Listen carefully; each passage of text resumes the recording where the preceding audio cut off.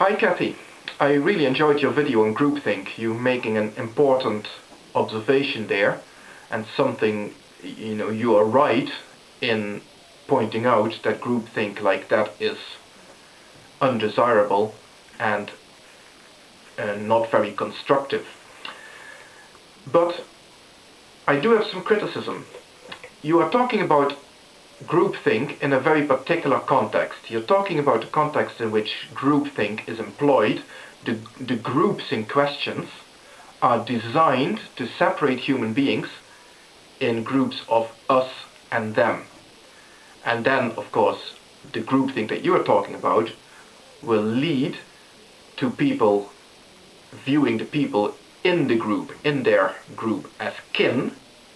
A very good example of this is how Muslims tend to call each other brother and sister, and then people outside the group are viewed as them, as outsiders, and in extreme cases they're being dehumanized, and that is then used as justification for the committing of atrocities against those people. You brought up a very good example of this prison experiment as well. But then you carried on and you brought up another couple of examples that I do not think are good examples of what you were talking about.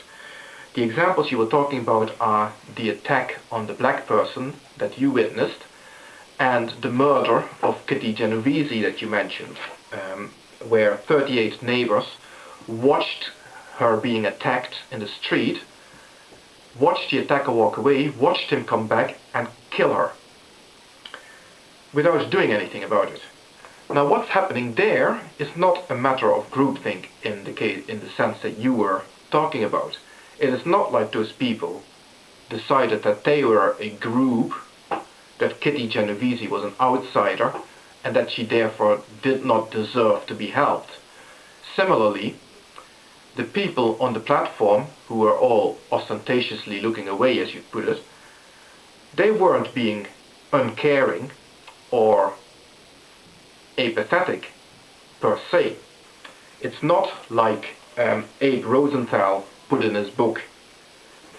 It is almost a matter of psychological survival if one is surrounded and pressed by millions of people to prevent them from constantly impinging on you, and the only way to do this is to ignore them as often as possible. Indifference to one's neighbor and his troubles is a conditional reflex in life in New York as it is in other big cities. I'm quoting this from Malcolm Gladwell's book, The Tipping Point, and it is an explanation that seems to make sense when you hear it. But it is not entirely true, and this was illustrated by a couple of psychologists, Bibb Latané of Columbia University and John Darley of New York University, and they called it the bystander problem. And what seems to be happening is that people in the group of onlookers proceed to diffuse responsibility for the situation. And they illustrated this with an experiment, with a couple of experiments. A good example of which is, for example, one experiment where they put two people in a room, or they put a person in a room who acted out an epileptic fit. They were acting out that they were having an epileptic fit. In the room next to it, they put the subjects of the experiment, and they could overhear this happening in the other room and jump to their own conclusions. So they started off by putting a single person in the room next to the actor. That person would think that the person in the room next door would have an epileptic fit, and in about 85% of the cases, they would then rush to their aid. They then put a group of people in the room next door.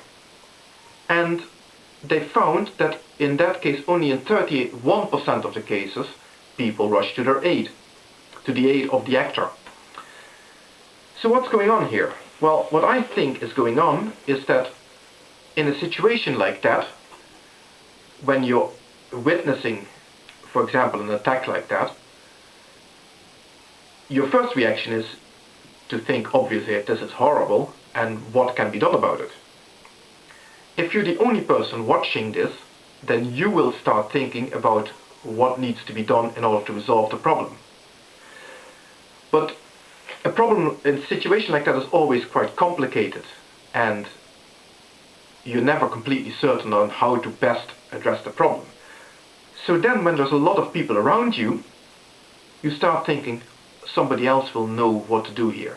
Somebody else will be better able to equip with this. Subconsciously you think this. And then when people around you don't start reacting, you'll start doubting yourself and you start thinking, is the situation really as serious as I thought it was? Nobody else is reacting. Maybe I'm exaggerating it. Maybe things aren't as bad as they look to me. And you tend not to do anything. You diffuse the responsibility to the other people in the group. And you tend to take a step back. Not you personally, obviously, because you, in your example, showed clearly how you jumped out of that mode and took action. And there are, of course, always people who do this. That's why in 31% of the cases, people did rush to the aid, because somebody piped up and said, we should do something. But this is not a sort of groupthink that you were talking about in your video. This is not a sort of groupthink where one group sets itself apart from another group and then starts dehumanizing people in that group. It is not a case of that, it's a case of diffusing responsibility. Similarly, not every time when a person who considers himself a member of a group addresses a person who they consider not to be a member of that group, it is not always the case that there is groupthink at work here. And a very good example can be seen here on YouTube, the way atheists on YouTube deal with creationism. And I'm saying very carefully, I'm using the word creationism rather than creationists. Because creationists, in the end, are just people who support the ideas of creationism. Other than disagreeing with that, they are still just people. And I have nothing against them as such. However, creationism is a factually incorrect set of ideas. And that does need addressing. It is not a case of groupthink. It is not a case of one group turning against another. It is a case of one group espousing ideas that are clearly fallacious and potentially dangerous. They're dangerous in the sense that people who deny evolution can deny facts of life that might be helpful, for example, combating diseases. So it is not a case of turning against them for who they are. It is a case of addressing belief systems that are wrong, plain and simple. There are belief systems, or there are beliefs at the very least, that are simply factually incorrect.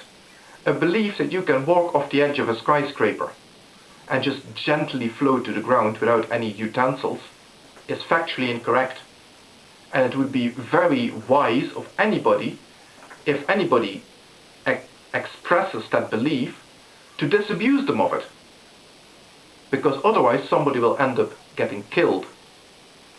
And that is why it is important to address such beliefs, even if it is impossible to convince the people who hold such beliefs, because they're too entrenched and too unwilling to relinquish them. We have to think of other people who have not had a chance to think about these issues, who have not been interested in it, but who would be targeted by the proponents of such beliefs. None of this is groupthink. None of this is ganging up against somebody. But it is something that is important and needs to be done. And it is useful. It is worthwhile doing this.